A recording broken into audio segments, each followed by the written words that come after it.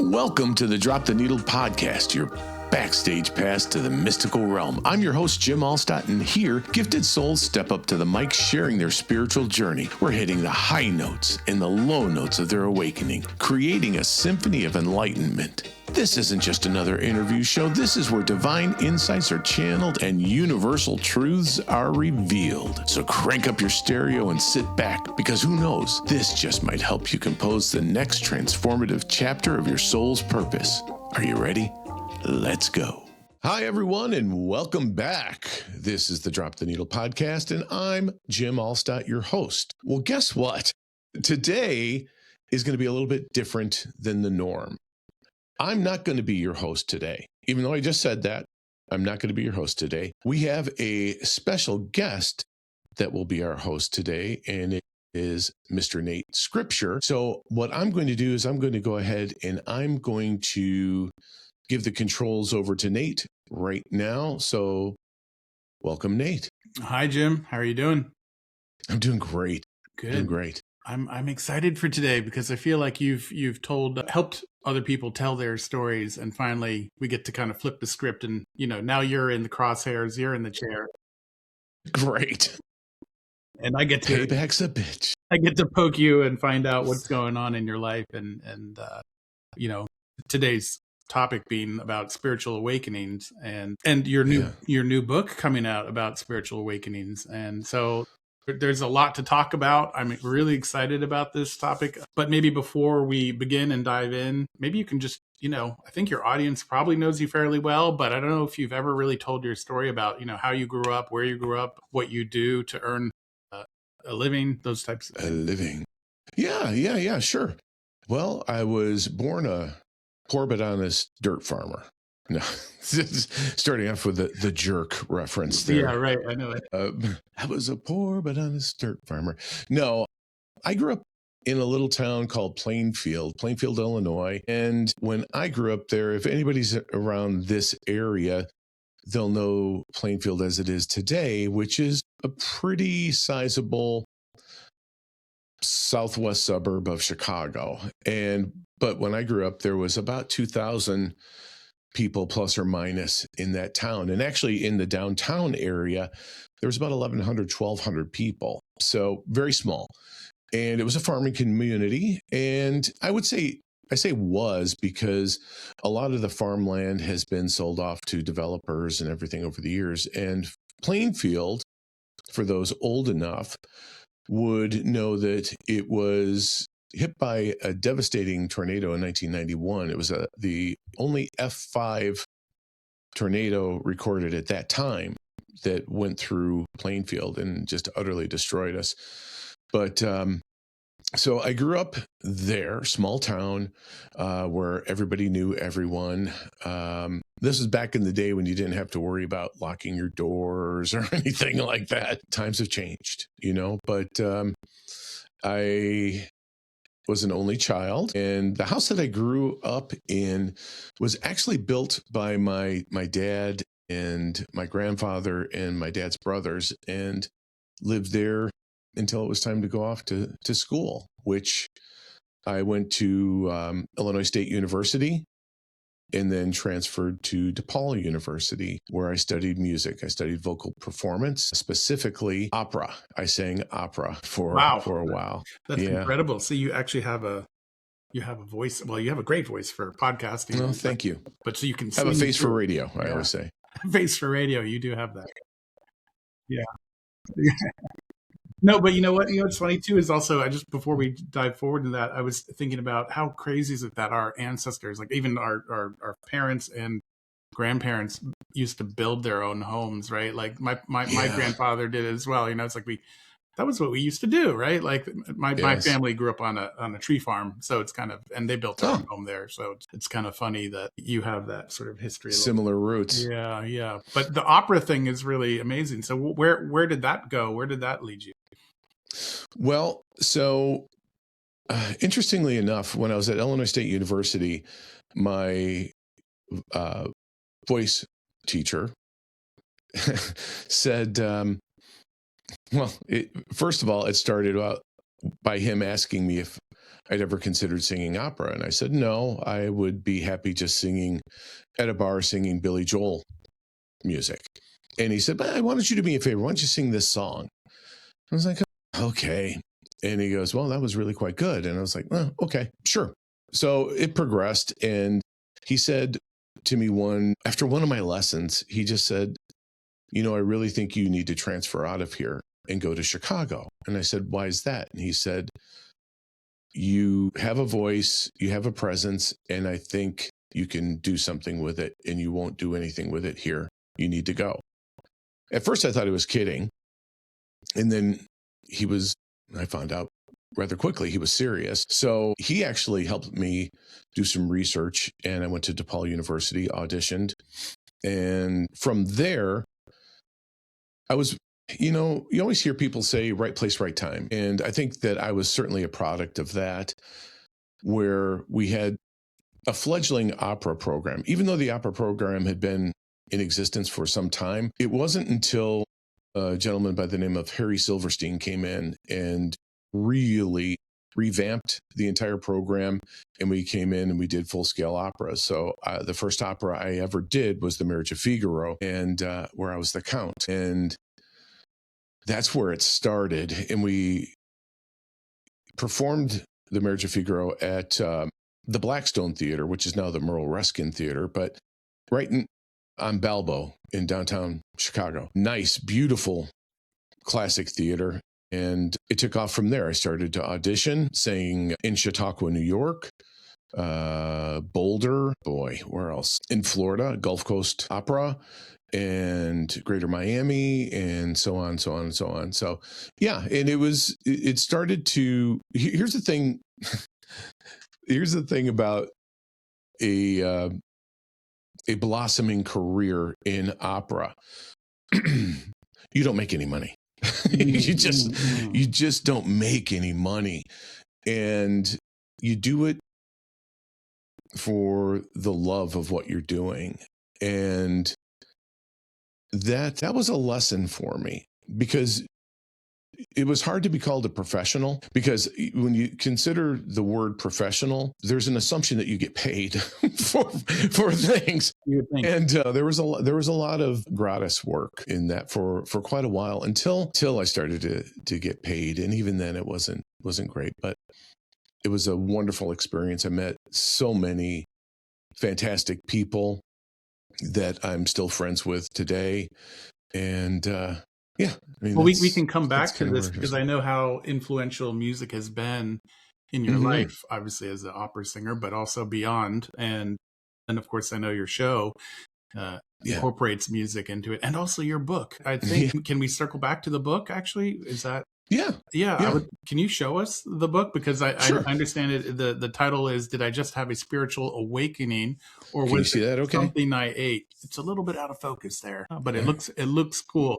Maybe pull it back a little bit. There, we're getting a little clearer shot. So did I just have a spiritual awakening, or was it something I ate? Which, I love that photo. That's a photo of you on there? Yes. Yeah.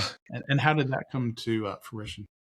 Well, so the title itself, did I just have a spiritual awakening, or was it something I ate? It could have easily been, was it something I ate, or was it something I drank, right? Because I don't know about you, but if you've ever been so sick before that you start praying, please God, I'll never do this again. I'll clean up my, change my ways. One of those things. And it was kind of like that. And that's where I kind of equated the whole spiritual awakening piece too. Because when you have an unraveling, whether it be intestinal or gastrointestinal or otherwise,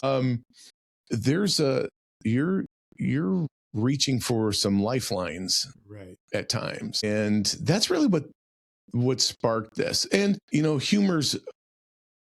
I would say that humor is a coping mechanism for me, for sure. But it's been a friend for a long time. I love to laugh. So I figure here's the other thing. That theme runs through your book, by the way. Like whenever, wow, the humor is so it's great, but it's kind of a dark humor, but I enjoy it, Thank you. and it's a Thank natural you. part of who you are. It really is. And that's the thing about it as far as the humor's concerned. Okay, so what I was going to say, and Nate, you're much more educated, especially in this area, than I am. So I can, what I've seen is that a lot of people that write books and have published books and things of that nature in the spiritual community have this very stoic, very serious, lofty, type of vocabulary that you have to Google that shit after you're reading something. You go, well, what the hell does that mean? What the hell does that mean? And I'd like to say, one of our mutual friends, Gail Alexander, I said, well, you know what? I guess I could have called it spiritual awakening for dummies. And she goes, no. Don't dilute that. Right. That is not the truth. And she said, you're not dumb, and yada, yada, yada. I'm going to agree with her on that. I'm glad you didn't go with that title. I like the one you picked. Yeah. I think humor is also levity and humility. It's a couple of different things, right. You know what I mean? And, in spiritual circles, we get so serious and caught up with every nuanced detail, and sometimes you just have to laugh at it, right? You're just like, no. Yeah. So I understand. Not to mention the frequency itself, joy, laughter is a much higher vibrational frequency to resonate at. So you came up with this title, and what compelled you to write the book? Was it something you felt was divine to you? What was calling you towards it? So that's a great question, and it's one that my wife had asked me repeatedly, and I'll be honest with you, I still don't have the answer to that question. All I can say is, and what I told her obviously too, was that I just felt compelled to do this, almost led and pushed to the point where it was just like, wouldn't stop rolling or rattling around in my head until I started. And then when I started, it was just like, okay, right there, go, right. And just go. And that was really it. And then as I went along, it became very therapeutic for me too, because the one thing I can say about this book, which makes me a little nervous, and I won't lie about it, is that I'm pretty vulnerable in this. I don't hold back anything. I'm fully exposed in a lot of different facets of life that are pretty uncomfortable at times, I guess. I thought it was brave, and I like that you did that. I think you were authentic about that, and what are you going to do? I think that's a wonderful thing. I think that's why that book is great. And we call it a book, but the way I read it, and I've had some involvement in it with you. Mm-hmm. The way I've seen it, it's more like a guide or a instruction manual for awakening. And I think we should talk about that. But before we maybe dive into that side of it, maybe just on a very basic level for your audience, and I'm sure most of them are fairly tapped in, but how do you define an awakening? Because I think that is a relevant component, right? What are we really talking about? Well, here's the thing I can say, that each person's awakening is unique and specific to them. Right? It happens in different times. It shows up in different ways. And those incidences that occur happen that are unique to them. However, most people start at the awakening stage, which is really when it just, you're at a point where it can't get any worse than this type of thing, when you think the worst thing happened to you, there's another thing right behind it. But here's the thing. But does it always have to be bad? Because I think no, it doesn't. Right. No. And that's what makes it unique. It could be something that is, oh gosh, it could, do you call a near-death experience bad? I would probably not if you yeah. There's got to be a component. Yeah. Well, yeah, if you go the other way, yeah, it's definitely bad. No, but I hear what you're saying about it doesn't always have to be bad. And I don't think that it does. But there is something that is life-changing in that moment. Whether that be like this epiphany that there's more to this than I have come to realize up until now. Is really, and for me, it was really, I'm sure it wasn't unique in a lot of respects. Maybe the location was because, as you know, my awakening didn't happen on a mountaintop in Nepal or, in the Himalayas or anything like that. Mine happened on the beach in Marco Island, Florida. And it was at a very low point in my life as far as, emotionally, spiritually. If you've got all of the major boxes in your life, mine were all checked in shambles type of stage. And for me, and this is a very serious thing, but this is where I was contemplating suicide as my way out. Right. And I'm going to tell you right now, anybody out there, don't take it lightly. And if anybody knows anybody like that, do not take it lightly. It's serious business and treat it as such. And mine was, and yeah, it was. That is very serious. The nature of the awakening. It's turbulent, right? It's shaky. Yes. It kicks you.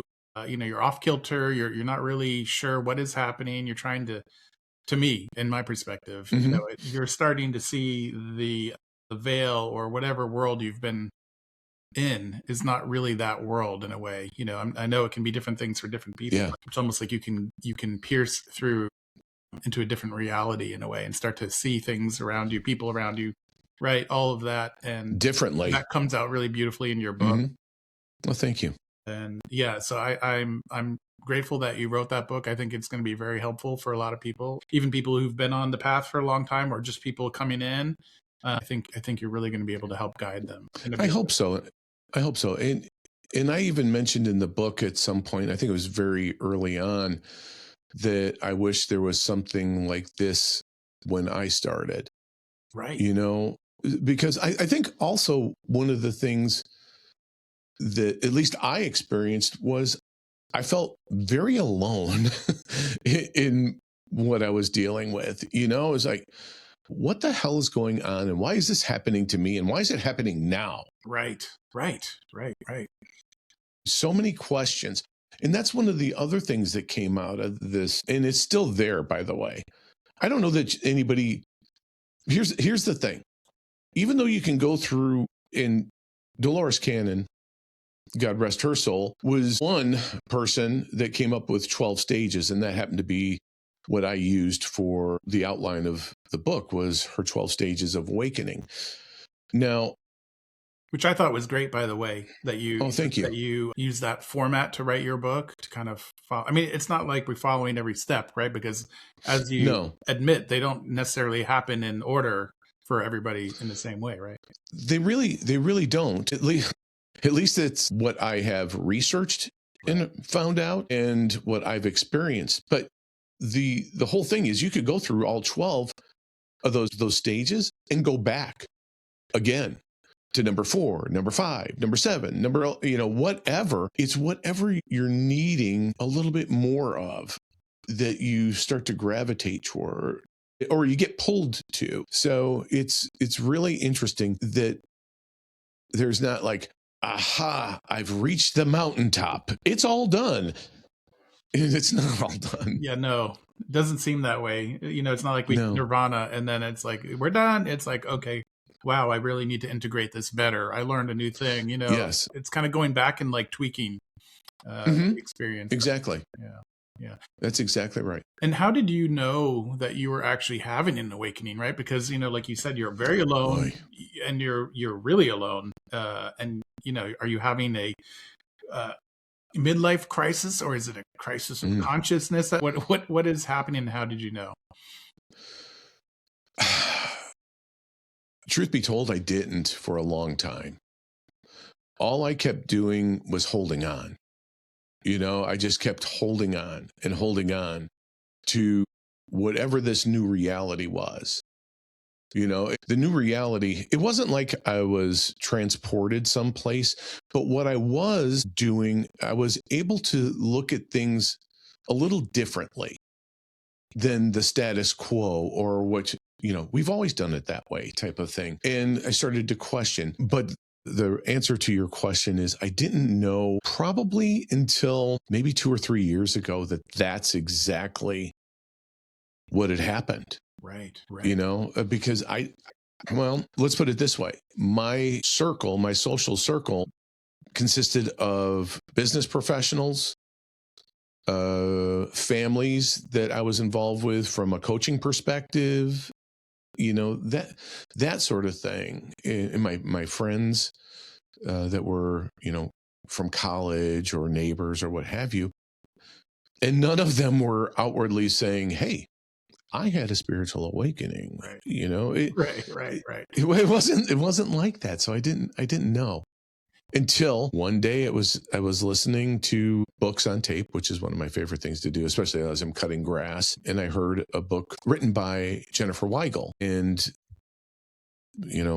long and short of it is I sought Jen out, got in touch with her, became friends, and joined her spiritual social club. And that's really when I found out. I was just like, oh, when somebody said, oh yeah, you had your awakening. And I was like, what? What are you talking about? What are you talking about?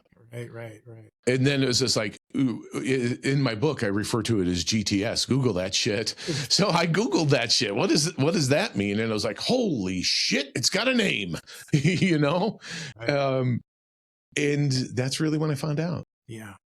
That is amazing too. I don't know if I knew either when I had mine. I think I knew within 6 months, but I was Googling. Well, you're much smarter than I am. No, well, I was Googling stuff. I'm like, is my mind broken? What has happened to me? Oh yeah. But I did, one of the things for me, I happen to be developing TV shows around mediums and psychics and stuff like that. Yeah. I had some people already like in my kind of arena that I could like talk to about this stuff. So that helped me along. And I think this is something valuable in your book now, and maybe we should seg here because you talk about the importance of having, kind of spiritual guides, people who can, all the different things that keep you from killing yourself. You know what I mean? Those people who are there to anchor you and give you a little clue into what's going on. And I know you mentioned a lot of really great people in your book. How vital were those people ultimately for you? And oh my goodness, through it.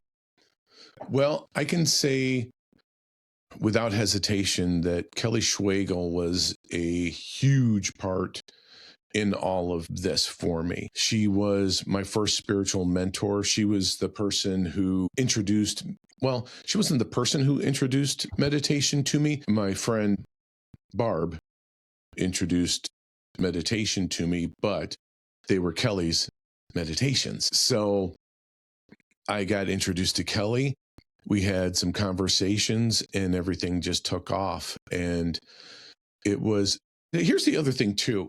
This was at the time of the pandemic, right around that time, because my spiritual awakening took place on December 3rd, 2019.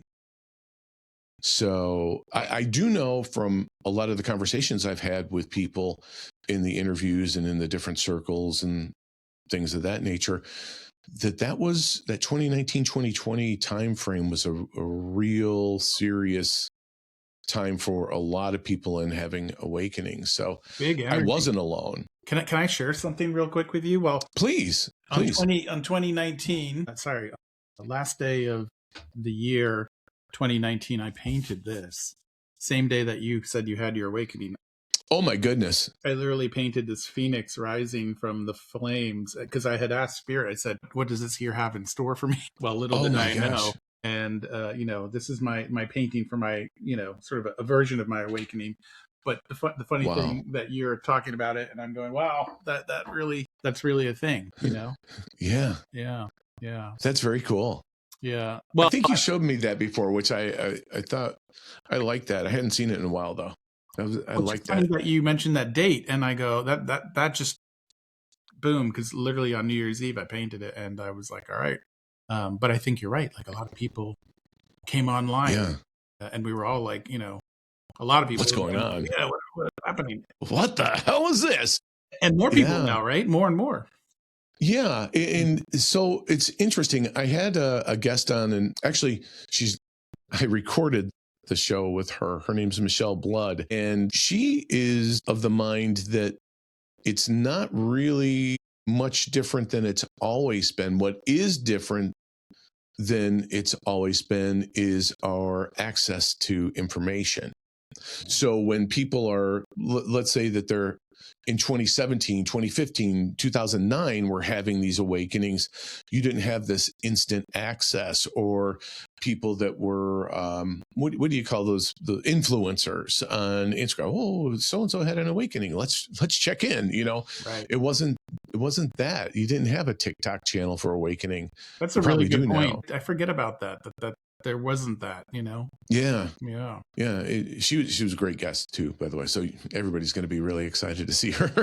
Michelle Blood. Michelle Blood, yeah, she's great. So, but that being said, I think what I've been seeing more and more is at least an openness. I'm not going to say acceptance to it, but at least having the ability to open your mind enough to consider something like this is going on. I mean, for crying out loud, how many shows are there on different networks about spirit, about, how many? There's dozens, right? Oh, yeah. So there's something about that where there's smoke, there's fire type of thing, and I think that this year, I really truly believe is a pivotal year for so many people. And I think it's going to be a pivotal year as it relates to that understanding and acceptance and openness to something different. Not that everything else has been broken up until now, but if we're always in that continuous improvement model or mode, well, this is a continuous improvement process or method for sure. Right. In how to treat people, how to act around people, how to be open and mindful and be present, and all of those wonderful, wonderful things that just increase the happiness and joy in people's lives. So It I does. hope. Yeah. Yeah. It feels like we're going through that collectively. You know what I mean? As far as when the pandemic hit, we all had to pause for a minute, right, and take stock of everything that happened, right, and maybe now with the wars that are happening, these are all sort of like, to me, when I see this stuff out here in this wider collective, I'm thinking, I hate to call them opportunities, but they're chances for people to really have more deeper self-reflection about the world at large. And I think it is causing people to have awakenings now in a different way than maybe when we were having ours. Well, and I would say that opportunity is a wonderful way to phrase it, because it is an opportunity for people to take, because you can either take advantage of that or not. I mean, the choice is really up to everyone else as it relates to, okay, should I just go along with societal convention, or am I okay maybe questioning some things and maybe going on my own path for a little while and finding things out? And the choice is ultimately yours to make. Right. And you detail that really well in your book, which I'd actually like to bounce back to, because one of the passages you wrote about was as a child. You already had some spiritual gifts growing up. Maybe you weren't aware of what that was, but maybe you can walk us through. Sure. You know what I'm talking about, Sure. I think, right? My great-grandpa. Yeah, my great-grandpa. So my great-grandfather, so I guess I can bring this back. I was about 4 years old. It was in April. 1970, that 4 years old, your regular bedtime is 8:30, maybe, if you're a night owl at 4. And regular routine, that my mom and my dad and my grandmother and grandfather were at our house, and it was time for bed. So upstairs, and, prayers, story, hug, kiss, good night, and out. And I was asleep. And all of a sudden I got this, I don't know, there was a voice. It wasn't an external voice. It was a voice that was calling my name, to the point it was over and over, a very gentle voice, till I woke up. And so you imagine this 4-year-old me wearing the onesie pajamas that you zip up in the front with a little vinyl feet and everything. Right. It was really cool back then. Very comfortable. Your feet don't sweat and stink in those things. Yeah, right. Awful. But I was just drawn to my closet. Like there was something there, and I could see a glow in there, and it was like a yellowish green. It was a soft glow, almost like one of the, if you're outside, the yellowish bug light type of things out in the backyard type of deal, or on the corner of a storage shed. So I see this light, and don't think anything of it, and I start creeping, like little steps, and I slide the door, because of the wooden doors that slide, and I slide the door, and there sat my great grandfather on my clothes hamper. And he had this greenish yellow glow about him, dressed as he normally did. He had his glasses on, and he always wore a little sport coat, and it could have been a short sleeve shirt underneath there, and his trousers. And he was just sitting there, and he just gave me the little kid wave, where you hold your palm still and you just wave your 4 fingers up and down. And so he gave me that. And then he did my great grandfather's thing that he would do to always make me smile. And it was our greeting. He'd pop his lips like that. So he did that. There was no sound with that when he did that. And then he waved goodbye shortly after that. And then there was no talking. There was no anything other than that gesture. Wow. And so it didn't 4 years freak old. me out. Yeah, 4 years old. I wasn't scared. It was just like my great grandfather, right? And so I closed the door, the closet door, Okay. go hauling ass downstairs to talk to my mom, say, "Hey, guess who was in my closet? Great grandpa was in there." And it was like, "Stop that."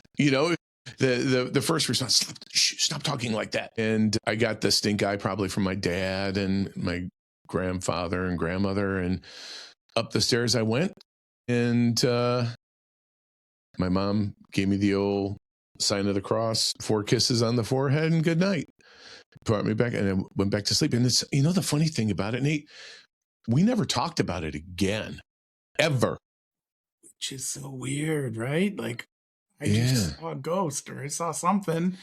Well, she thought I was making it up, or I heard them talking, right? Right. That was what she really thought, right. Is that I was like hanging out on the stairs, and I heard them talking about my great grandfather, who, by the way, had gone into the hospital because he had some bladder or kidney issue, and ended up passing away. My guess, I think he had like bladder cancer or something like that. Okay. And he passed away that night, actually before I went downstairs. Oh, so they got a call. Literally had passed away, and that night. Yeah, that night. Wow. So you literally saw his spirit, like right after. That's probably what freaked them out. You know what I mean? Yeah. Right. Well, is open as I am to all that stuff, I'd like to think that I wouldn't respond that way, and I probably wouldn't now. But you grew up age. In a different era, a different time too. Oh, right? God, yeah. That, let me tell you something, that was not tolerated. That kind of crazy talk or fanciful, Mm-hmm. stuff. It just didn't fly. Right. Yeah. No. At all. It's amazing that you had that, and it's funny because when I was little, I would see spirits in my room too. And they would be up in the corners of the ceiling. I didn't really like them. I didn't know what they were, but I knew they were not, they were not, they were something else. And I would pull my blanket over my head and kind of wait for them to go away and hopefully wake up the next morning. And, that was enough for me. And then I ended up at college, Gettysburg College, where there were a lot of ghosts. And I started seeing more of that. And I was like, no. And, I was like, I shut off the pipe. I was like, I do not want anything to do with it. So for you, maybe I think we do that. Do we do that naturally? I think we do it naturally. I think fear, a protective measure. Yes. Yeah. Well, especially if you don't have an adult or parental or, familial group or support system that is familiar with that or open to that and can discuss that. Right. You're going to cram it down there and not talk about it. Is what you're going to do. Right. You have no choice. But now all these kids coming online more and more, and I think the parents are now way more open to this stuff. Some medicate their children, but a lot of their kids are gifted and they just don't know how to interact with them. That's right.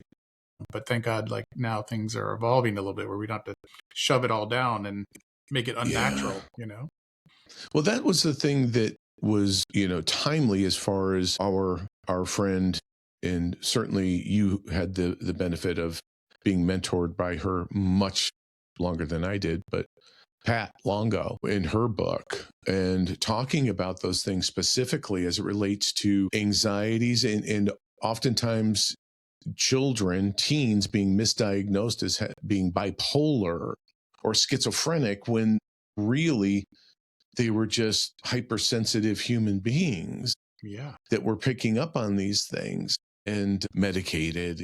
Good thing that their lobotomies aren't going around these days. And you can have a lobotomy and you can have a lobotomy. Yeah, that's frightening to think. I know. Can you imagine being in those or days? Electroshock. Yeah. They did all that, didn't they? Yes. Yeah. Yeah. So screwy. But okay, so back to the book. I'm just remembering. So your mother, interesting that your mother tucks you back into bed, right? And kisses you goodnight and moves on. And you never talk about it again. But, during the creation of your book, during writing your book, we sort of had some collective, you and I had some epiphanies about your mom. Certainly you did. And actually how this whole time she played a bigger role in your spiritual growth than maybe you were even aware of. Oh my God. Yeah. So I can set the stage a little bit for you on this, that Nate helped me out with the developmental edit of the book. And I have to say that, given Nate kind of glossed over his experience working for History, Discovery Channel, and all of being an executive producer in these markets really lend themselves very well to book writing. To his experience is like hand in glove. I appreciate that. I'm not a book writer though. You're the book writer. Yeah, no, but you are extremely talented and you understand flow. And so what had happened is Nate was asking me, he's like, generally speaking, this is supposed to be something that is hereditary, or somebody in the family has some of these gifts. And are you sure nobody in your family? It's like, no, nobody. In your mom? Nothing? No. And he's just like, wow, that's weird. And he just kept poking at that with my mom. And I was like, really, there's nothing at all. And he goes, you mean to tell me that you never had you played any games or anything like that were, and I said, like a Ouija board? No, not a Ouija board, like some sort of games. I was like, yeah, we played some game where you pick a number between 1 and 10. And he goes, tell me about that. Right. And then it was a nothing. So I was growing up, I had severe allergies. I mean, like severe, that I had to get allergy shots like 3 to 4 times a week for a period of time, like a couple of years. And then it slowly weans down. But And that went on from, I don't know, like 6 or 7 years old till the time I was in 8th grade. It was like my birthday. So it would have been in February of 1980 that this happened. So years of allergy shots. Well, what had happened is we used to play all the standard games, right? The tic-tac-toe, the hangman, see how many ceiling tiles had water stains on them, different stuff like that, and count them. And then one day my mom says, I've got a new game. I'm thinking of a number between 1 and 10. What's that number? And I guessed, and she said, that's right. And see, it wasn't me just guessing and my mom being kind. My mom would go with her, my mom was a nurse. So she always had a pen and paper with her, one of those little notepads. So she would take out her pen and she'd say, I'm thinking of a number between 1 and 10. What's that number? She'd write it down. She'd think about it for a couple of seconds, close her eyes, and repeat the number in her mind. 7. And she'd go, did she hold up the notepad? Yep, 7. Okay, I'm thinking of a number between 1 and 10. 3. And sometimes, full disclosure, I wasn't right all the time. But I'm going to tell you right now, I was right a lot more than I was wrong. So she started to expand it to, between 1 and 20, 1 and 50, 1 and 100, 1 and 1,000. I don't even know if 1 and 1,000 was true or not, but I'm just teasing. But it was a lot, right? And then what she did, we started doing words. I'm thinking of a color. I'm thinking of a clothing article. I'm thinking of and then it went to sentences. Like short sentences. Wow. Thinking of an ostrich wearing a ski hat, something like that. And so we did that. And thanks to Nate, it was, so he's like, hey, that's telepathy. And I was like, son of a bitch. He was right. And I think I even put in the book, it wasn't until recently that I realized that my mom and I shared these things. And I said, embarrassingly so, because it wasn't until we were doing the edit on it that came out. And it was just like, holy cow. So my mom was gifted in that way. She was already doing psychic development with her child, which is awesome. What an amazing thing. And she was quiet about it. She never really said much about that, but there was more layers to that, because we started to peel that onion and we got to your mom would go to mediums, right? And yes, of that nature, right? Yeah, she did. She had gone to a few of them, and one of the sections in the book, the chain smoking coffee psychic. Yeah. She that was a legit story. That was not made up. That was not BS. That my buddy Noonie and I went to see this chain smoking coffee psychic in Morris, Illinois, and Nate thought that I was teasing because he had asked me, he's like, what would be really great if we could get Noonie's commentary on this. And I forgot what he said, but I quoted it in the book. Right. And essentially he said, tell your editor to F off. And shut up, leave me alone. That's exactly I'm not going to talk about it. Yeah, something like that. Because I forwarded the text messages to Nate, and it was just like, this is what he said. So probably because it was pretty accurate. He doesn't want to be reminded. Good. And the medium was legit. Yeah, she really was.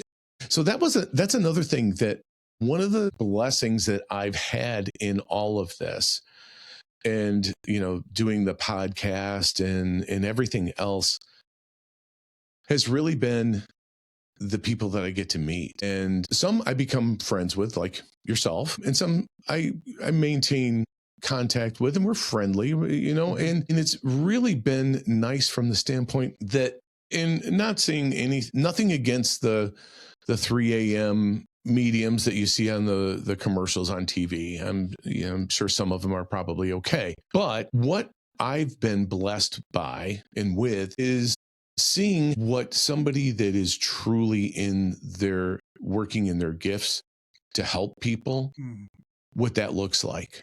Right.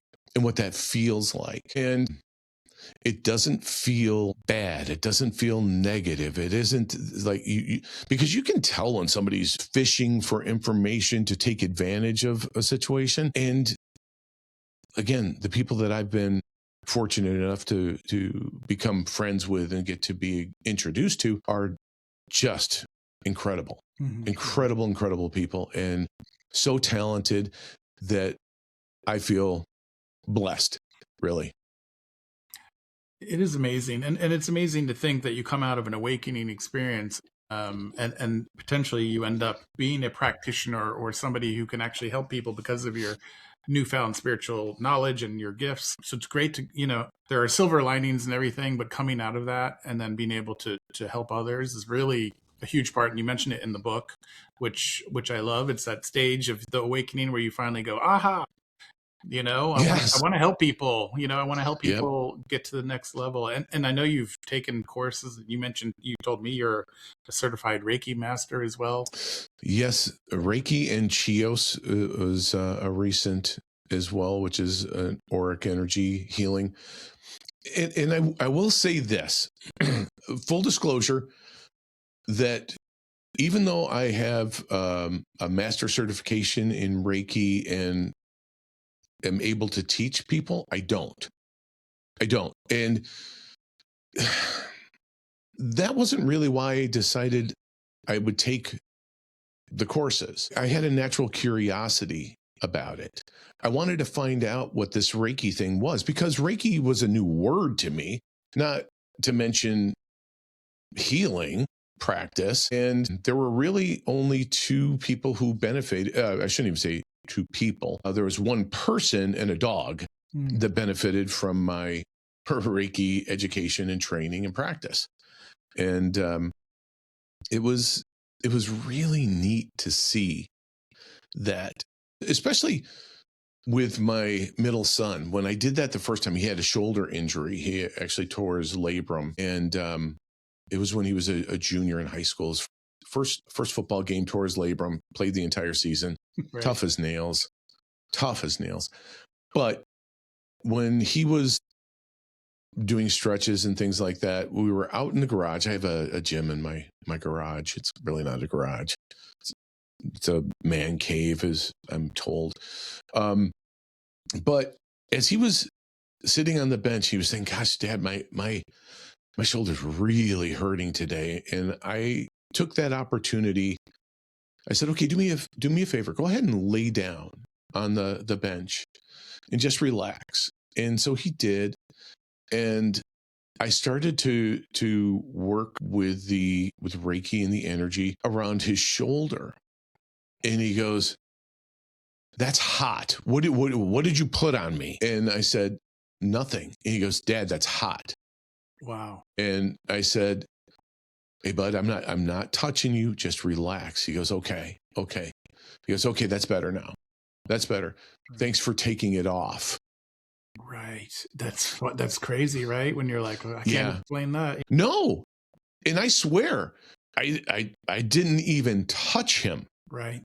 And he was like, "Oh, that's hot." My dog, holy shit. She freaked out the very first time because she was expecting like a belly rub, and she had bad knees. She had 2 torn ACLs, and it was hard for her, and she was painful, in pain, and just getting up and walking around was painful for her. So I thought, you know what, I'm going to try it. So I did.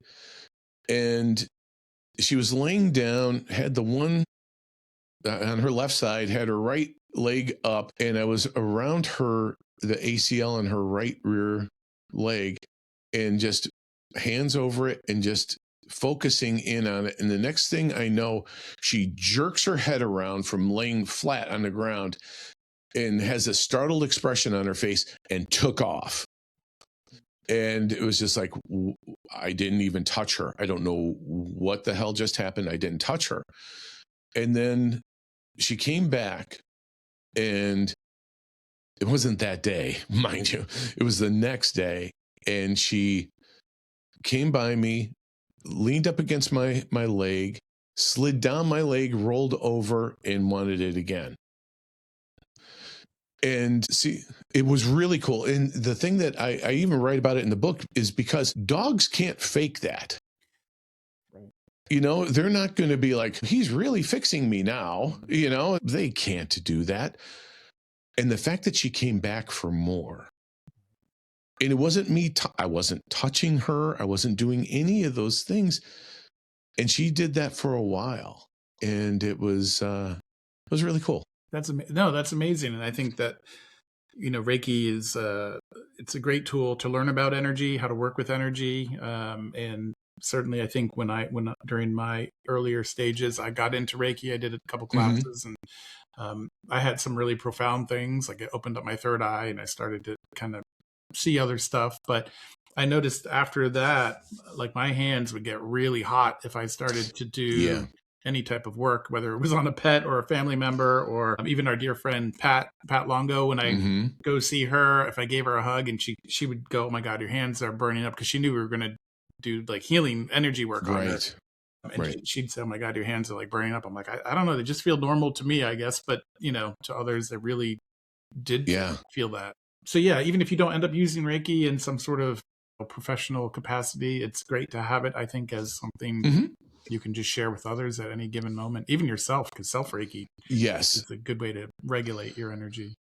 And that's something that I don't do, quite honestly. But you know what? And again, I really, truly didn't have any desire to do anything with it other than to learn about it. Right.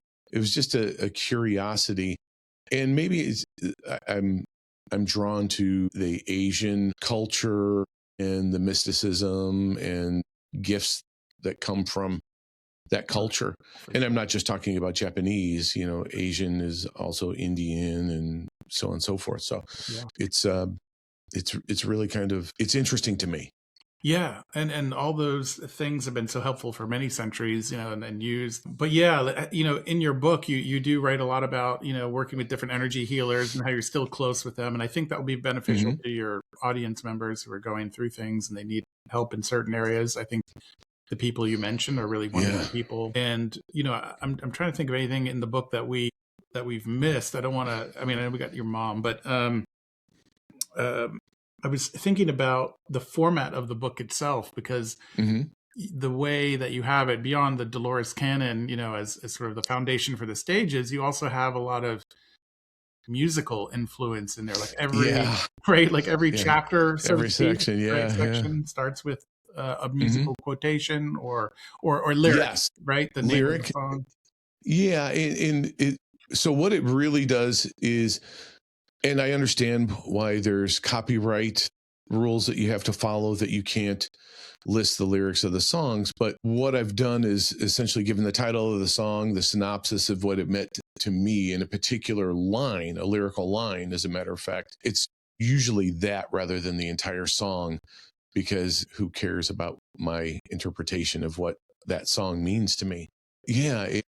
And I see, the thing that I say in the podcast often is, I believe that music is the tie that binds us all together. And I do believe that. And the interesting thing about that, it goes a step further in that the music that ties us together is the tie that binds us together here. But I think on the other side too, there's a lot of discussions, articles, and even experiments that are drawn utilizing those frequencies, in some of the meters for the what is it, EVPs, electro voice phenomenon. They use frequency in that to pick up voices. They use music, spirit and guides and otherwise use music quite often to communicate. And it could be through electronics. It could be just a song hits you differently in a particular day. And that did it for me. And each one of the sections does have a song that accompanies with it. As a matter of fact, in the section, it's called In the Air Tonight, is where I chronicle the night of my awakening. And of course, naturally, I'm going to have some humor in there too, because the thing, keep in mind, for those of you who can see me, you see a different person. For those of you who can't see me, I want you to think about this. I'd like you to think about somebody who's about 6'1", 6'2", and weighs 400 pounds. And I will say probably over 400 pounds for a while. And then picture that person trying to squat down and sit on a beach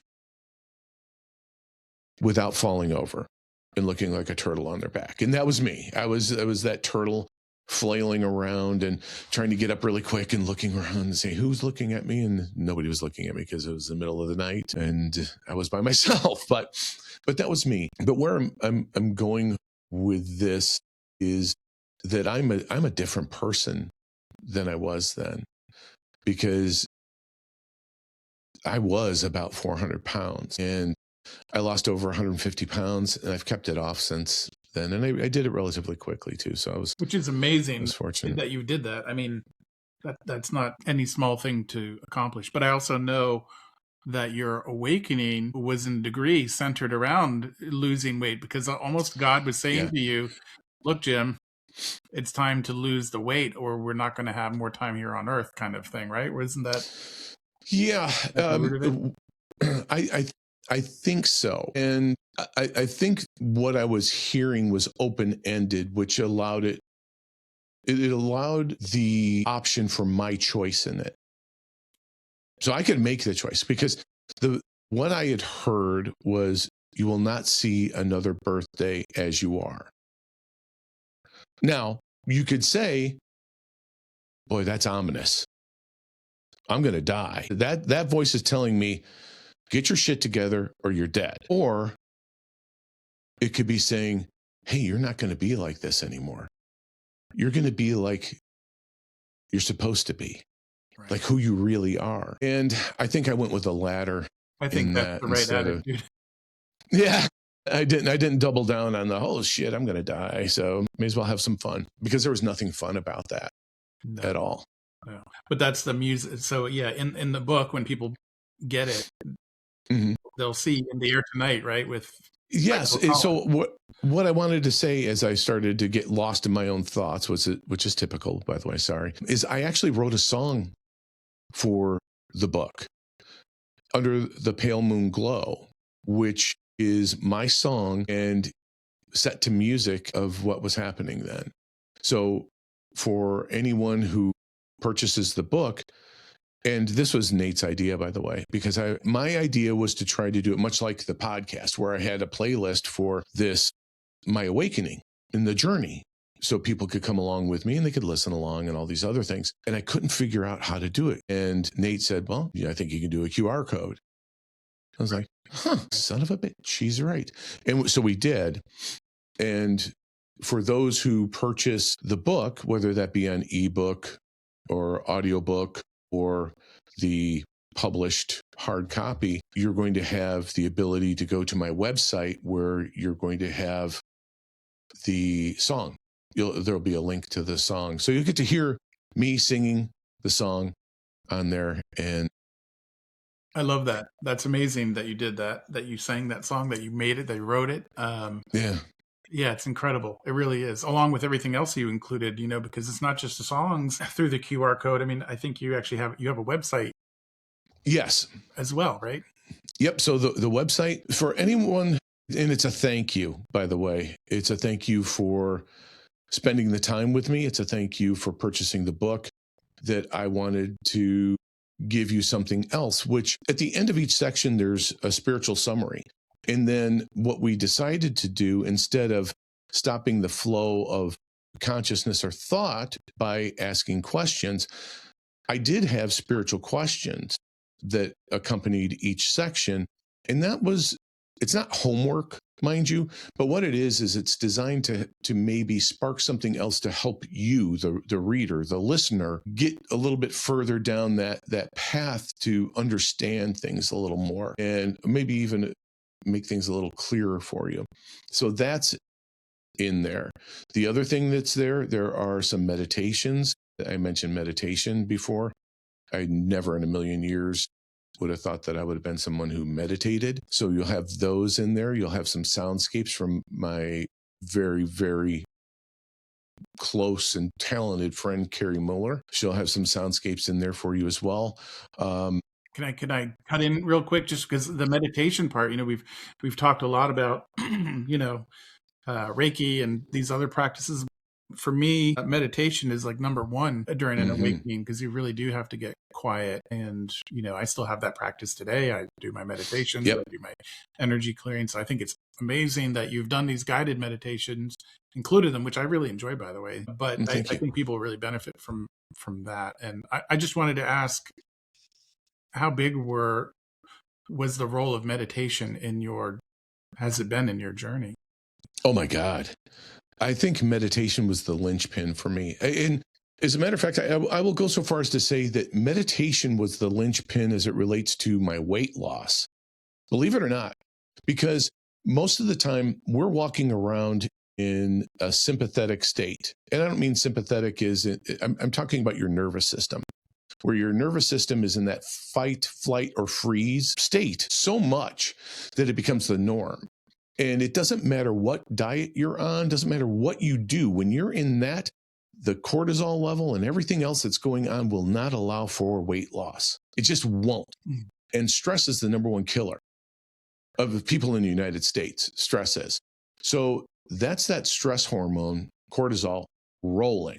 And it's rolling like you're an addict, and it'll kill you. It will straight up kill you. When I say that meditation was the linchpin for everything, that's not a flippant response. Right. That is really what I do because I had changed my eating habits. I had changed my approach to food. I was exercising, but it wasn't until I started meditation that the pounds started to drop.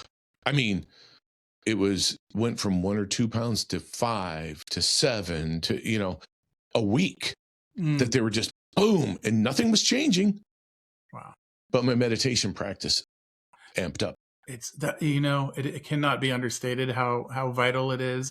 And for me too, I did similar to what you did. I stopped drinking. I stopped eating meat, worked out more. I need to get back a little bit more into that, but I've been doing that, and I lost a ton of weight very quickly, like you mentioned. Yes. But the meditation part was almost like, I need to get my body in a state so I can just be okay with everything that's happening. And yes, maybe within a month, or maybe not even, of doing that, I'd be sitting next to my bedroom window, and as I'm meditating, I'd have like red-tailed hawk fly into my window, like bounce off it, make me, come out of state, look out the window and see there's a red-tailed hawk on the ground. Or there'd be like 3 of those like giant pileated woodpeckers, like pecking on the windows. I would open my eyes and there'd be a deer looking into the window. It's amazing. Just all this, coons, foxes, everything. I was like, what is happening? Why are they? But I think it's just, you get into a state and your energy becomes a certain way, and it's almost magnetic, maybe towards nature or something different happens. I think so. I think so. Well, I think it's also a frequency or an energy that doesn't have these layers on top of it that are blocking it, right? Because you don't have a lot of, nature's animals going, do I look fat today? One of those things, right. They're just being. And when you said that, it reminded me of when this past summer, I go out, the neighbors behind us were having some work done. So it eliminated my normal morning meditation space, which was in the backyard. So I was going up in front in the garage, and then I would open the garage door up, and I'd just sit there. I'd light my incense, and I'd start my meditation. And I was meditating, and I felt this presence right? It was just like, don't open your eyes. I know there's something there. Don't open your eyes. Don't open your eyes. So what do? I open my eyes, and there's a hummingbird just floating, just up and down right by me, and like right in front of me. And I went, how cool is that? And the hummingbird went away. And shortly thereafter, my neighbor came over and he goes, hey, I saw you earlier, but I didn't want to interrupt you. What were you doing? And I said, meditating. He goes, I thought so. What is that? What does it do for you? And I was like, interesting. And so I started to talk to him about what meditation means to me. Not necessarily what it does for me, but what it means to me. And he's like, I really need to start doing that. Is that something that I could look up online? And I said, oh yeah, for sure. Right. Yeah. Right. Easy to do that. And now I'll be able to say, hey, Chuck, buy my book. Right. And you can have 3 meditations right now. Yeah, you have a free hummingbird comes with it. Yeah, that's right. Your hummingbird ornament. But yeah, amazing. It was really cool. Amazing. Yeah. So whatever that is, that energy, it's fascinating. But not to go too far off on the detour. I know we were talking about the website and all the things that you offer there. And I don't know if there's more you want to talk about that. Otherwise, I think we should segue to the musical questions of your show, which I agree. I'm ready. I've never been asked. I know. And I love it. So, forgive me because I have to reference paper here because I'm not as familiar, but I remember being tested. And I remember those questions were not as easy as I thought they were. So no. Here we go. The musical questions for Jim Alstott. Do you recall what was the first song on the radio that you heard that you just fell in love with, or you can remember saying, I can't wait to hear that one again? There are a couple of them, and I would say the first one was "Stop and Smell the Roses" by Mac Davis. Oh, I like it. Yeah, and then another one from Wayne Newton called, not Donka Shane, but "Daddy, Don't You Walk So Fast." Oh, wow. It's been a minute since I heard that. I got to again. Daddy, don't you walk so fast. Yeah. Yeah. I love that. Daddy, yeah. Yeah. You're the daddy. You got to slow down. Yeah. Is that from a childhood slow memory? Down some. Or is that? Yeah. Okay. Yeah. No, that is. It was, because we used to listen to WMAQ AM radio. And WLS. So it was WMAQ was the country station in my dad's vehicle. WLS was the more contemporary or pop station in my mom's. So you get the Karen Carpenters and Age of Aquarius and all that other stuff with my mom. And my dad was a country guy. I love that. All right. Well, those are two good ones. I wasn't expecting Wayne to show up, but I'm glad that that's in there. Yeah. Did you have a family song that people would sing on car trips or vacations, something that you all would get into? So when I was growing up, my grandfather was notorious. My grandpa Reinhardt was notorious for making up songs, and he would, like me, they would become, what did Weird Al, what were those songs that he makes? Parodies, right? Yeah. So my grandfather would make those, but I'm going to go with one that wasn't as a child, but one that was when I was in college. My fraternity brothers and I'll give you their nicknames. Noonie, Noid, and Stutz drove down to Florida, and we were listening to Delamitri, and there was a song called "Stone Cold Sober" that we listened to, and we were screaming that, or anything from The Cure when Tato was driving. But when I was driving, it was Delamitri. Loved Delamitri. I love that. Stone Cold. But were you guys sober? I hope you were sober. Yes. Stone Cold Sober. Yeah. Great song. Okay. Well, then on next, what was your favorite song you and your friends would belt out in high school? Is that one? Holy shit. Yeah. So think 1984 graduated. So of course you had 1984 Jump, Van Halen, right? Huge. You had, Also at that time, Judas Priest, another thing coming, that although that was off of British Steel, but it would be Pain and Pleasure was the one that was when I was a senior. And then of course, Shout at the Devil. So that was with all my jock friends. Right. Or actually, so if it were just me and a couple of my buddies from band, and I mean band, like marching band or jazz band, we would listen to some Duke Ellington. We would listen to Al Jarreau, Spain. We would listen to that. But I'm a big Sammy Hagar guy. Oh yeah. And it was Three Lock Box was my go-to then. I love senior that. Year. Okay, yeah. Sammy Hagar. I was thinking that might show up in here. Do you think your musical taste have evolved since you were in high school or even college? Oh God, yeah. So from high school to college is when I got introduced to like In Excess, REM, U2, The Smiths, House Martins, Depeche Mode. When I lived in the fraternity house, I got introduced to Cure, introduced to all those fantastic alternative bands that were out there, and it wasn't just metal. Right. I love that era. That era was so. I mean, Echo and the Bunnymen, Lips Like Sugar. Yeah, right. My God. Depeche Mode. Oh my God. Banger after banger. There was so many good things. You could just keep going, right? There's just no shortage. So none.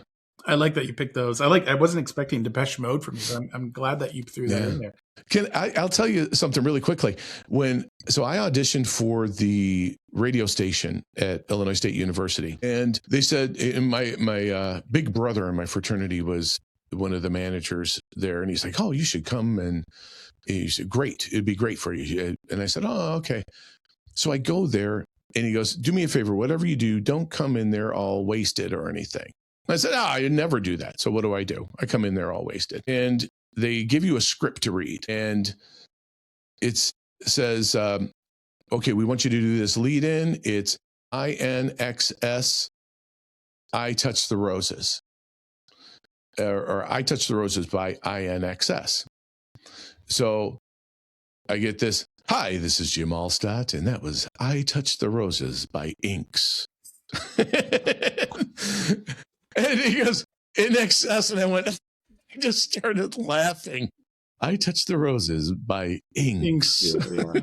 Unusual name to name your band, but they were great. Yes. They were great. So what are the songs that really get your juices flowing, that make you want to go crush your day? Oh my gosh. Walking on Sunshine by Katrina and the Waves is always a go-to. I love that freaking song. It's ridiculous, but I love it. I love it too. That's great. I like that one. What is the name of the song that's your guilty pleasure song right now? Maybe something you don't want other people to know about, but you have to tell me. Shape of My Heart by Backstreet Boys. No. Yes. I love it. Okay, so the Backstreet Boys arrive. I didn't think they would ever end up on your podcast, but here they are. Yeah, they are. It's true. God. And do you have another one? When you say Shake It Off, you said Shake It Off. Oh, Shake It Off. Yeah, Taylor Swift. So she's going to be my daughter-in-law. My son is now engaged to a lovely, lovely girl, Alexis Abelov, and just absolutely love her to death. And she's a Swiftie. Okay. And she is a Swiftie. She knows them all. So you're in the club. You're going to end up hanging out with her more. Yeah. So what is a song you believe could change the way people feel about the world around them positively if they just listen to the song's lyrics? There are a couple. Sam Cooke, A Change Is Gonna Come. That's a good one. And REM, Everybody Hurts. Yeah. Everybody hurts sometimes. Wow. You pulled out an oldie but goodie. Yeah. That is. Well, everybody does the Wonderful World, which is, by the way, I love that song, right. Wonderful World. Yep. But here's the thing, and you and I talked about it beforehand. That changes for me. It could be, I could have said Iko all day, Yeah. because there are some songs that it just hit me and it's like, holy shit, I love it. Love it, love it. And I think that's the beauty of music too. It's like, depending on where we are in our life and at any given moment how we feel about something is that song can change for you. You know what I mean? Like the meaning of that song can really be different. It's funny. I have a bird trying to peck on my window. Yeah, that's awesome. Like wrap up the song. No, I'm just kidding. But something's going on out here. Okay, sometimes there are songs you hear that ring so true that they kind of stop you in your tracks. The lyrics of the song sound like they were written specifically for you or by you. What's that song and why does it hit home? Okay, so there are two. And one is a country song. It's Save the Roses by Lee Brice. And he talks about when he dies, don't waste your time because I'm not in that box. I got a much better view than any of you because I'm hanging out with my grandpa and everybody that left before me. Right. Go remember me doing something that we did together. Yeah. That we loved together. Bring me there with you. I love that. That's awesome. That's beautiful. Yeah, that's really amazing. You kind of shocked me on this list, especially with that last one too. But I got one more of that though. And this is really important because this was a song that meant a lot for my son Jonathan and I growing up. It was called "Go the Distance," and the "Go the Distance" is from the animated movie from Disney, Hercules. Oh, right. Okay. I know every mile will be worth my while. I would go most anywhere to feel like I belong. I love that. That's a cool one. Yeah. I like that relates back to your son too. I think that's amazing. You know what I mean? Yeah. Big 4-0. Big 4-0, which you'll find out in Jim's new book. When will the book be available? What's going on with that right now? We're going to push it out because of the audiobook. Because what we're doing is we're going to have the ebook and the printed version and the audiobook all being released at the same time. Oh, perfect. If we didn't, we were originally going to do 4/11, which is a very significant day in my life because it happened to be the day that my mom passed away. And that was very significant. But what we're doing is we're going to push it to May 5th, Cinco de Mayo. And the immediate would be, I've got a sombrero on and a poncho on in the book cover.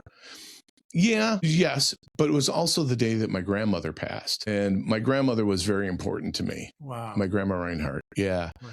Because when my mom died, I didn't get to say goodbye. Right. Because she died in a car accident. Right. My grandmother gave me the opportunity to say goodbye to her. Right. Because I was there when she passed. Right. So yeah, it was. I love that. It's kind of cool. Yeah. So May 5th, Cinco de Mayo. May 5th. People will be where are we going to be able to find the book? It'll be like on Amazon. Oh my gosh. Everywhere. It'll be on Amazon. It'll be on Barnes and Noble.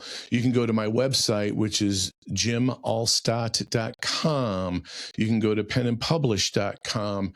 It's going to be in about 10 or 12 other places, and the pre-orders going up this week. So along with the website. So we'll have all the details. I think there's 11 or 12 different locations you can buy, but certainly from Amazon is one.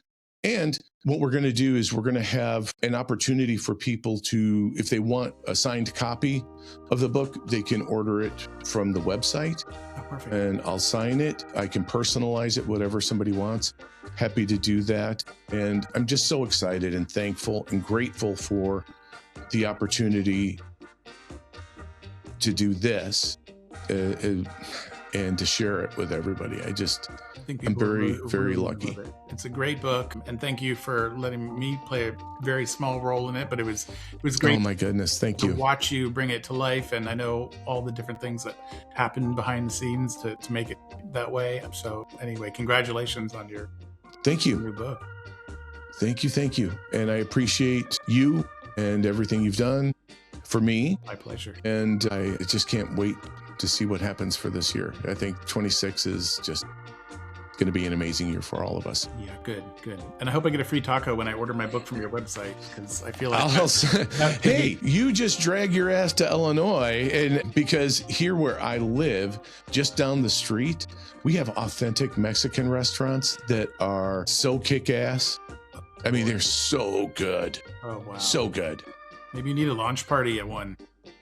Wouldn't that be something? I think I'm going to, so stay tuned for that, because I have he's now a friend that owns McCarty Mills, which is in downtown Aurora. It's a tap house, but I think we may do something like that there. Good. Yeah, that'd be good for your local listeners. Would probably love to join. Absolutely. Great. Absolutely. This is where we say adieu, from the highs to the lows to the end of the show. This is the end of the show. This is Jim Alstott and Nate Scripture, thanking you for being the best part of us. Catch you next time.